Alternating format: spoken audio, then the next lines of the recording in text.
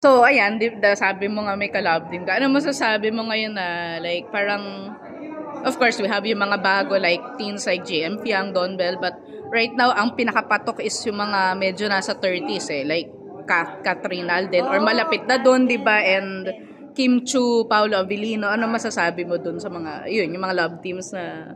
Nakakatuwa actually ngayon na nakakapag-survive na yung mga may love team kahit bigyan mo sila ng individual projects. So I think talaga yung nagawa ng pandemic na nauso ang nag-boom ang streaming is na-expose yung audience sa mas malawak na variation ng mga pelikula na pwede nilang i-consume.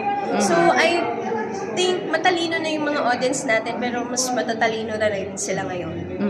So yun yung mga love team like Kim Pao and Kat din, na hindi na mga teenagers pero nag-work pa rin. It just shows na basta at may chemistry, ganyan. May ang love talaga walang age. So parang lahat pwedeng kiligin. Eugene Domingo, di ba? Diba? Yan. Oo, di ba? Si Ate Ogie doon sa Boots Anson Roa. Ano pa sila ni Kuya Jose, di ba?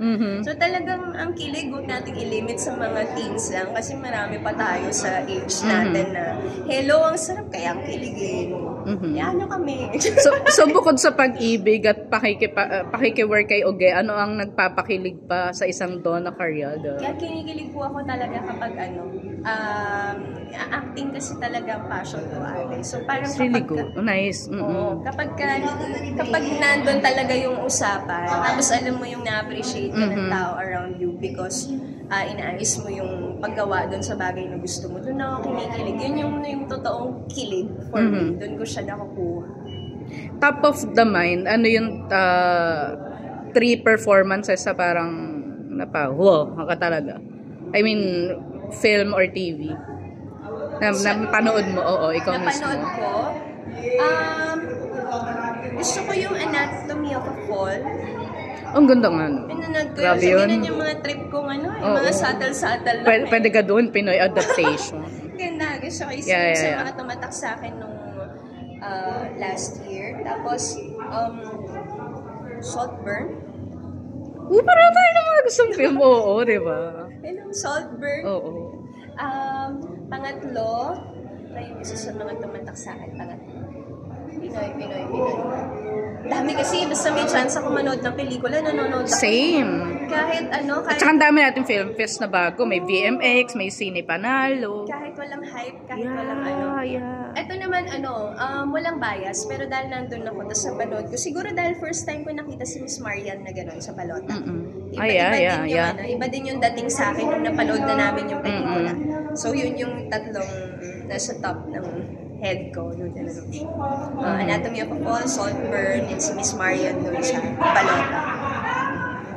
Yeah. So, last question na lang, ano ang maipapayo mo sa, kasi ikaw, you really know your passion eh. Anong mapapayo mo sa isang tao para siguro mag-introspect or mahanap yung passion niya? Yung passion. Lalo na kung, di ba, ikaw, marami kang kayang gawin eh. So, how to find. Yung kilig ko, yung yun. Doon ako kinikilig.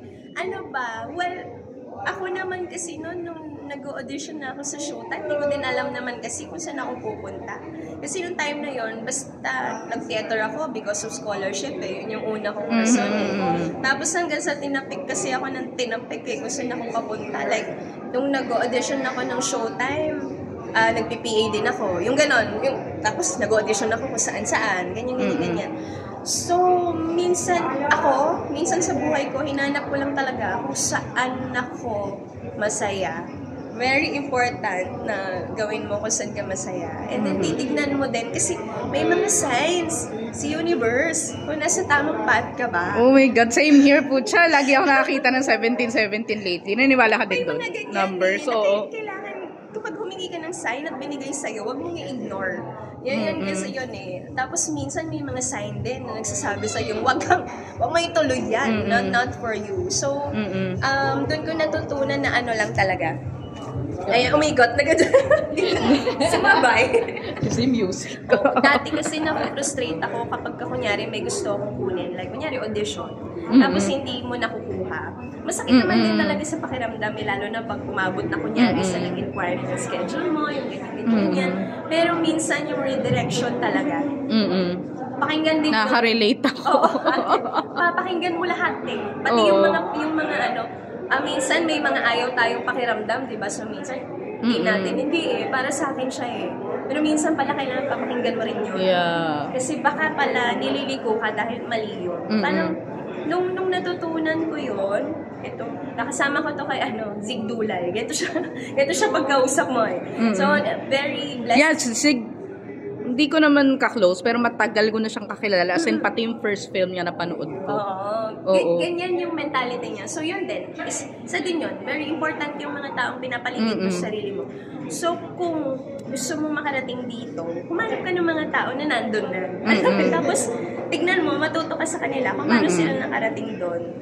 Tapos, dadalhin ka eh. Tatapigin ka talaga. It's the signs. Don't ignore the signs. Kaya show bad or good sign siya. Don't ignore them. Very important. Thank you.